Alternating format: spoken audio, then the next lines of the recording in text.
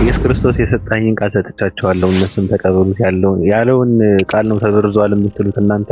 ያ ቃል ተጽፎ ነበር በሰዓቱ ወይስ በቃል ደረጃ ነው ሲያስተምር የነበረው? እንደዚህ በኦራል ፎርም ደረጃ ነው የተቀመጠው። ዮሐንስ ወንጌል ምዕራፍ 17 ቁጥር 8 ላይ የሰጠኝን ቃል ሰጥቻቸዋለሁ እነሱም ተቀበሉ ይላል። ዮሐንስ ወንጌል ምዕራፍ 17 ቁጥር 14 ላይ ደግሞ ቃልህን ሰጠዋቸው ነው የሚለው። የአምላክ ቃል ነበር የተቀበለ ነበር።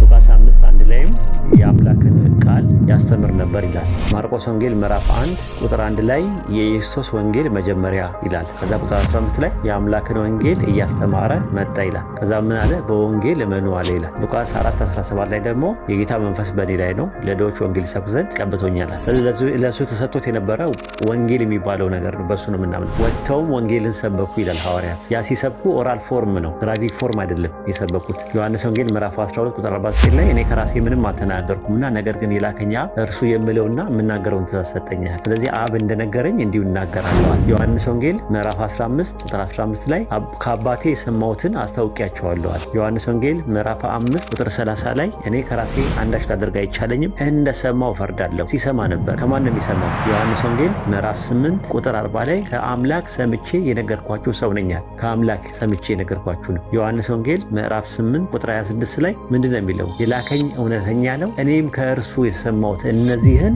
ለዓለም እናገራለሁ። ከእርሱ የሰማሁትን። ዮሐንስ ወንጌል ምዕራፍ 14 ቁጥር 10 ላይ እኔ ከራሴ ምንም አልተናገርኩምና ነገር ግን በእኔ የሚኖረው አብ እርሱ ስራው ይሰራል።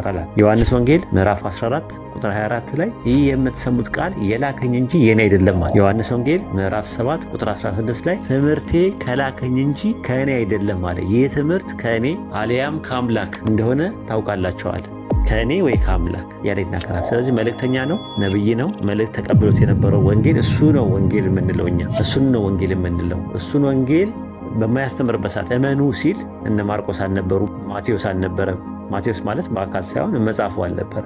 ሉቃስ አልነበረ፣ ዮሐንስ አልነበረ። እነሱ ምንድን ናቸው ካልክ ሉቃስ 3:23 ላይ ኢየሱስ ማስተማር ሲጀምር እድሜው 30 ዓመት ሆኖት ነበር ይላል። የኢየሱስ ወንጌል መጀመሪያ የሚለው ማስተማር ከጀመረበት ከዛ በፊት ከሌከሌን ወለደ የሚለው ሲባል ማቴዎስ ምዕራፍ 1 ቁጥር 1 ላይ የኢየሱስ ክርስቶስ የትውልድ መጽሐፍ ነው የሚለው፣ ወንጌል አይደለም የሚለው። ከሌከሌን ወለደ ማርያም ታጭታ በነበረበት ሰዓት ላይ እሱ ታሪክ ነው። ታሪክ አያስፈልግም አላለም፣ ግን የአምላክ ቃል አድርገው ለምን ተጠቀሙበት ነው። ሉቃስ 1:1 ላይ ሉቃስ ቴዎፍሎስ ለሚባለው ጓደኛው ብዙዎች በየተራ ታሪክን ሲያዘጋጁ አይቼ መልካም ሆኖ ስለታየኝ ነው የጻፍኩል ሲለው፣ ጥሩ ነው ታሪክ ያስፈልጋል፣ ግን የአምላክ ቃል ነው አትበሉ፣ ወንጌል ነው አትበሉ፣ የሉቃስ ወንጌል አትበሉ። የሉቃስ ወንጌል በልምድ ነው። የኢየሱስ ክርስቶስ ወንጌል ነው ወንጌል። ያንን ነው ለሐዋርያቶችም የሰጣቸው፣ ለ12 ሐዋርያት የሰጣቸው። ወጥተውም ወንጌል ሰበኩ ሲል ያኔ እነ ማርቆስ አልጻፉ፣ እነ ሉቃስ አልጻፉ።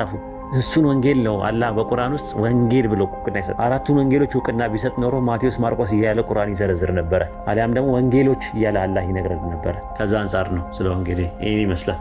አመሰግናለሁ።